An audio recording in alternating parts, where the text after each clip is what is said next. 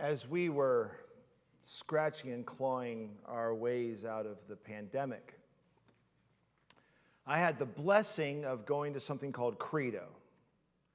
It's a week-long conference focused on pastors' wholeness and well-being. That's normally in person, but because of the pandemic, we did ours virtually. They provided resources. Some of you might remember this.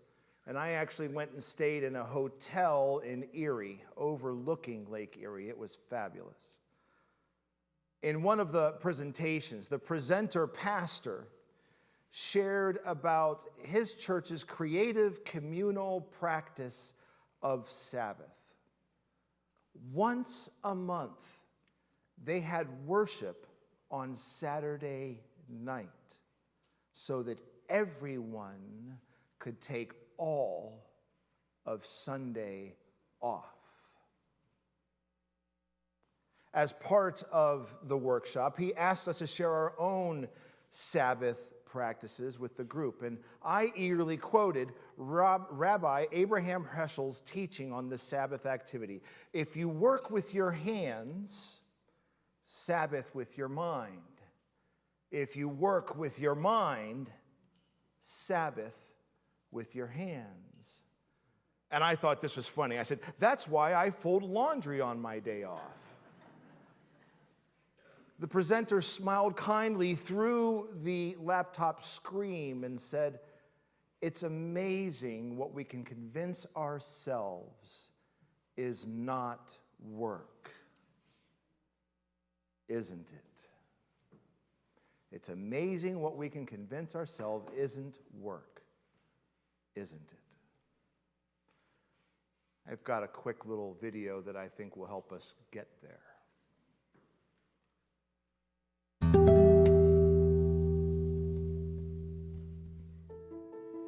6 days you may labor and do all your work. But the seventh day is a Sabbath to the Lord your God. Keep it separate. Keep it set apart from the ordinary rhythm of time. There's a good reason why, historians are saying that post-World War II, we entered the period called the Great Acceleration. It's that people now feel the pacing of their lives has accelerated to a point where they don't have time to care for themselves. They don't have time to care for family members. I think our culture right now is profoundly burned out. 2/3 of Americans say that they're working more than 40 hours any given week. We have to work more in order to sustain the same level of living. The labor movement in America is a surprisingly religious story, and it does often converge at the issue of Sabbath. Shabbat is a revolutionary concept. It actually changed human history. For the first time, it introduced the concept of mandated rest. The very heart of the idea is a kind of workers' rights idea. Sabbath has ethical implications. Work should not be what defines us as human beings. It's a commandment. It comes from God. That's why we observe Shabbat. As a Christian, I don't think we take the Sabbath seriously enough.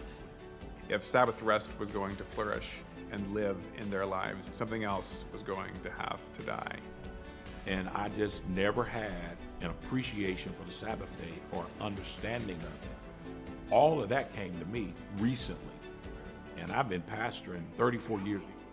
A lot of what it translates into is, I wish I just had more time in which I just paused to breathe, to think about what it was that I was actually chasing after.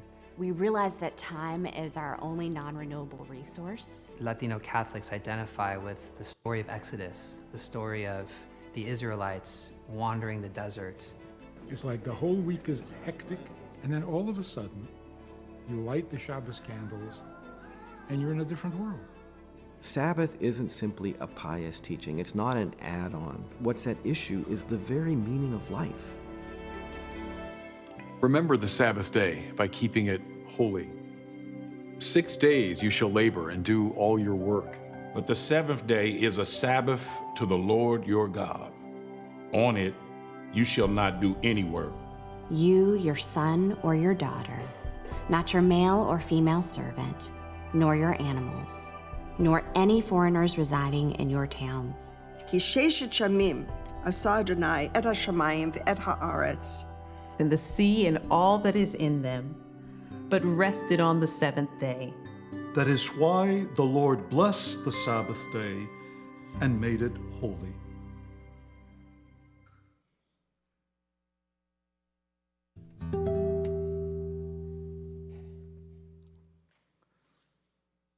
In the Genesis creation story shared at the end there, the Holy One does nothing at all to indicate being exhausted by work. There's no suggestion of tiredness of any kind. The creative work of bringing all things into being was considered good again and again and again. The Creator was satisfied with their work. The work was finished, but the creative act was not complete until the Holy One had the opportunity to rejoice and to rest in it, to sit back and to allow the grace-filled rhythm of creation to take hold.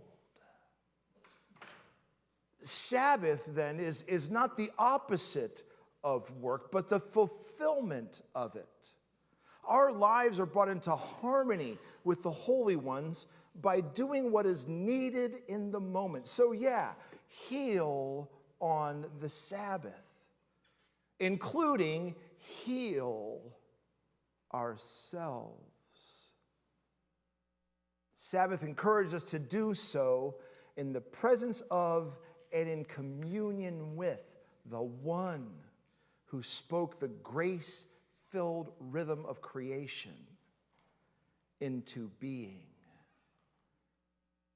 Not honoring the Sabbath is like not putting fuel in your car at the beginning of any journey.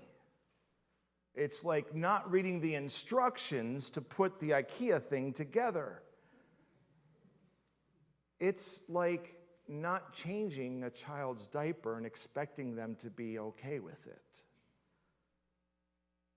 I was blessed recently to have dinner with Doug Tilton and Ralph Lowe. You might remember the three of us putting together a nearly 200-page curriculum that nearly 100 of us participated in about a dozen different groups called Waking Up White.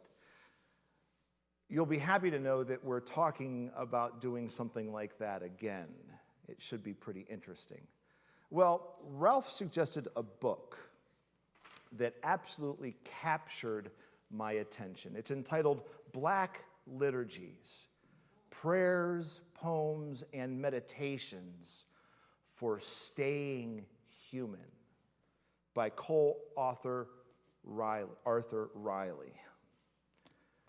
When it arrived, I immediately opened it up and turned to chapter 17, Rest, to study, to see what she had to say for this service. Oh my gosh, how it spoke to me. How I think it would speak to you. I strongly encourage you. I'm putting this up there because I think this would be a great book to add to anyone's and everyone's library.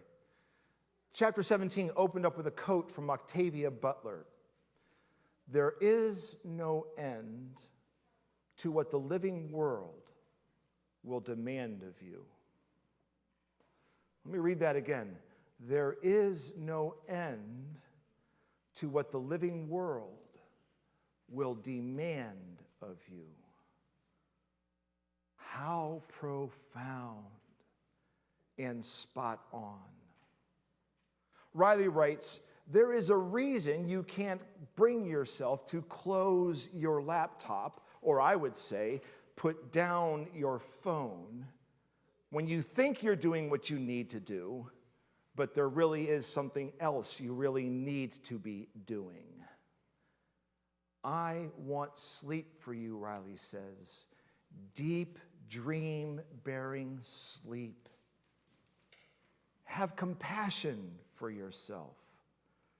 It's not your fault that your dreams won't come. Your body is doing the best it can in a world that has used it more than loved it. It's not your fault. Somebody should have told you it's not your fault.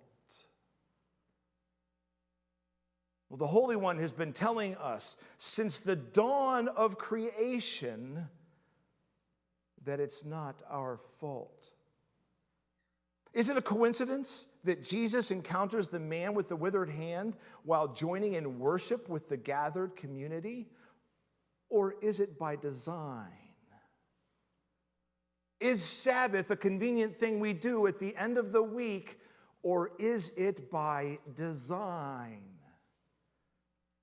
The man does not come seeking healing as we witness in almost all other circumstances. This man comes to worship God, to rest with and to find joy with God. In fact, in the act of keeping the Sabbath, the man who comes to worship encounters the Holy One and finds themselves healed.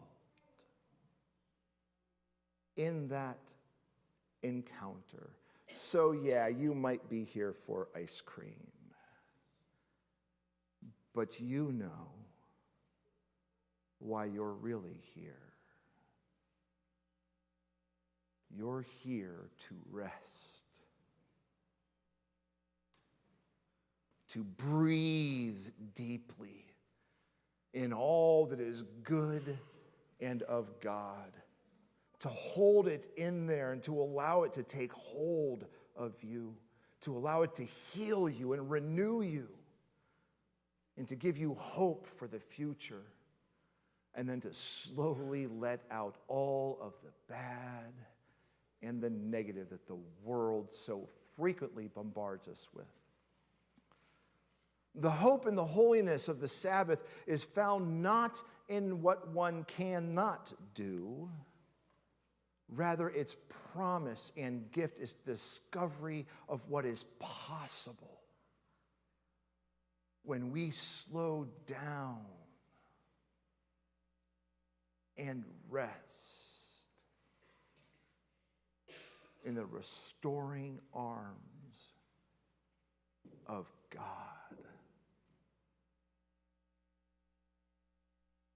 Friends, we serve a Lord who calls us to prioritize meeting human need, as when he allows the disciples to pick grain on the Sabbath. We serve a Lord who acts with compassion, even breaks the rules, as when he heals a man with a withered hand.